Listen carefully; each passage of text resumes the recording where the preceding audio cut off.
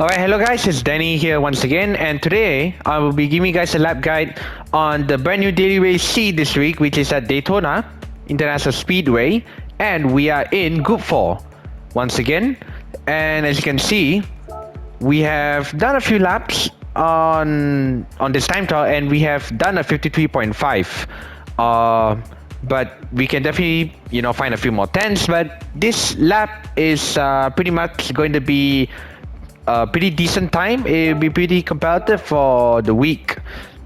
So yeah, I'm going to show you guys how to get this time, as well as how to maximize the Bugatti Veyron, as it's a straight line speed monster in Gr4. So just going to show you guys from the start, and going to teach you guys the braking points as well.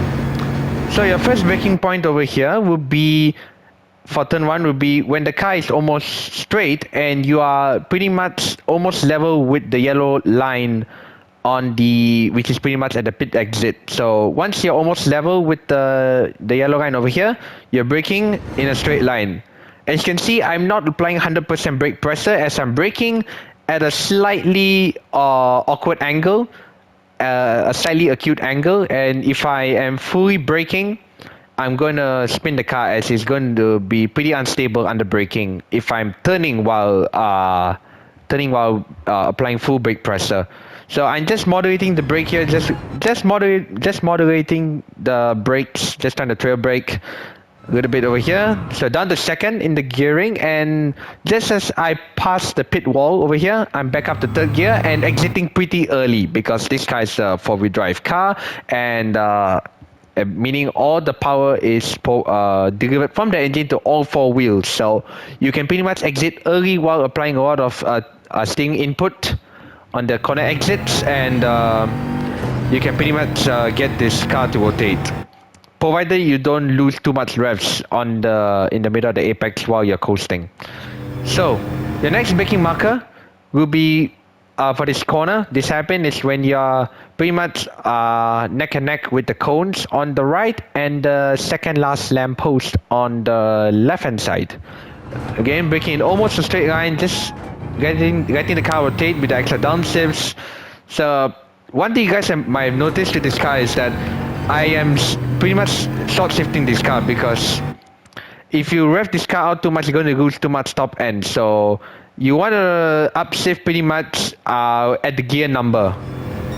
At the gear number there, I'm just upshifting up the gears. So now for this next happen here in the infield, I'm braking again in a straight line when I am alongside the cones and the the third last lamp post over here. Pretty much a similar braking reference to the corner previously. So again, just braking down the first and hugging the inside of the corner exit, as the curbs here will allow the car to rotate on full power. So I just rev the car a little more there, just to get the acceleration going. So now for the exit of the infield, I'm braking just again neck and neck with the cones over here. So just lifting off the brakes when the car is already approaching the apex, and upshifting to third just as the car is on the apex and I am applying the throttle input. So I apply the throttle input early when I upshift up the gear to avoid the car from losing the revs. If you lose revs on this car at the tight corners, you're going to induce a lot of understeer, as the car won't have enough revs in the 4-wheel drive powertrain to assist on the rotation on the corner exit. And when you get the revs going, you'll be too late. You'll be understeering off into the understeering of the track. So now once you're in between the 200 meter board and the 100 meter board, or on this track it says the 2 board and the 1 board, at the bus stop chicane, once you're smack in between, or just as you can see this the line on the middle of the track, that's why I'm braking. So you can definitely cut the first part a little more, but I took it a bit safe over here. So just braking again and letting the car rotate. And once you are pretty much confident you don't feel the understeer kicking in, you can just float in 4th gear on the exit. And one thing I have to show you guys is how you can maximize the exit of the bus stop. So this is the last part of the chicane. I'm keeping two right wheels on the yellow part of the bus stop exit. As long as you have two wheels fully on this chicane, fully on the yellow curb, and you can cut the rest of the chicane, like I have two wheels on grass and all that, it's fine. You will not get a penalty. As long as you have two wheels fully on the yellow curb, you will not get a penalty.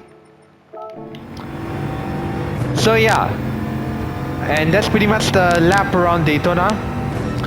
And yeah, just hug the inside on the lower half of the oval here to minimize the time loss, and keeping the sting input to as minimal as possible to try and scrub off as little speed as possible heading down the oval, the pit straight over here. And that's pretty much a lap of Daytona in the Gr4. So I hope you guys enjoyed this lap guide. Hope you guys find the tips useful. You guys have any questions, let me know in the comments, and I'll see you guys in the next video. Have a great week guys, and good luck.